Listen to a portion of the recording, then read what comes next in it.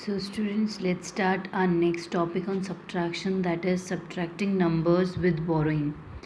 In subtraction, there is a process of borrowing that, like in addition we did carry forward, carrying the number. Like in subtraction there is a borrowing a number. Subtraction we borrow a number, in addition we carry a number. So sometimes we need to borrow the digit as we borrow the other things. Like we don't have a pencil and we borrow it from our next friend or our partner.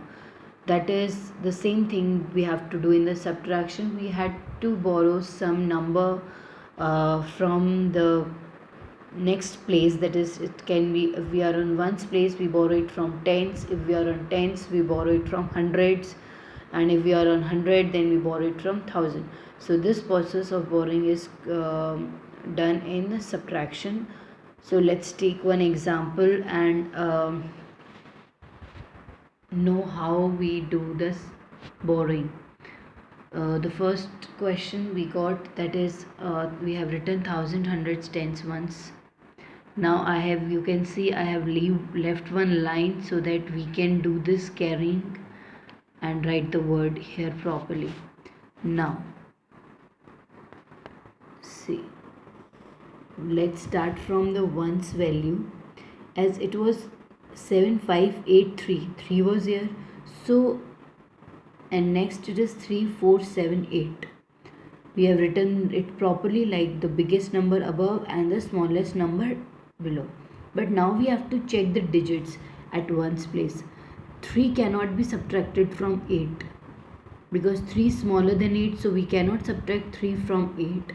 So what we will do, we will take one carry from 3 8, that is 1/10 we will give to 3 ones, so it will turn out to be 13.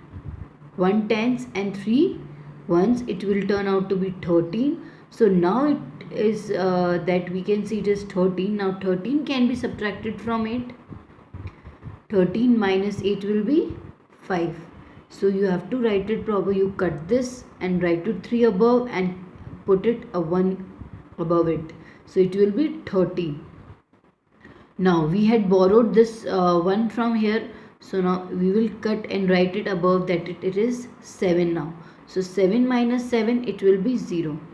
Now moving on to 100 place, 5 minus 4, that is 1. And now on 1000 place, 7 minus 3, that is 4. So only on 2 digit one where we have to borrow the digit, that is 1/10. We borrowed and our sum has been solved. Like this, let's take one more example where so many borrows we can do. See, I have taken another example.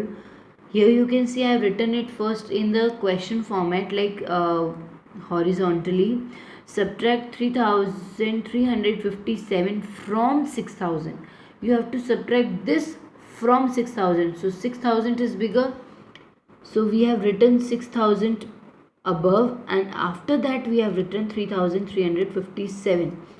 And I have put 1000, hundreds, tens, ones value above and left a one line.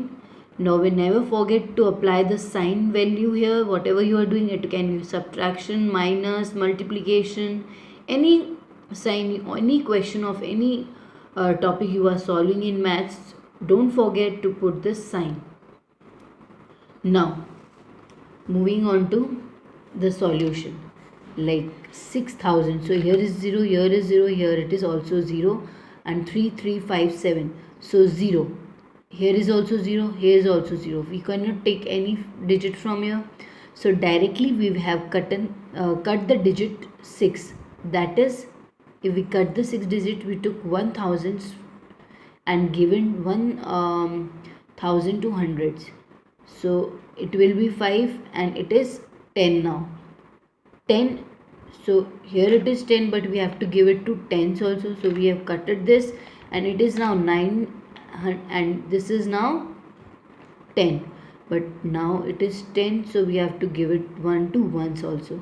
So now we have cutted 9. It is 9 now, and 1 is given to ones. So here it is 10. the borrowing started from the digit 6 because we all have the other numbers as 0, so we cannot borrow anything from 0, so we had started from 6, and by distributing it, here we left with 9, here we left with 9, and here it is 10. Now 10 minus 7, it will be 3. 9 minus 5, that will be 4. 9 minus 3, that will be 6. 5 minus 3, that is 2. So subtraction by borrowing is the process we have done today. In my in the next class, I will give you the solution of subtracting without borrowing, and I will give you some question based on subtracting numbers with borrowing, and the answers of addition of the last exercise we have done. The answers will also be given to you in the next video.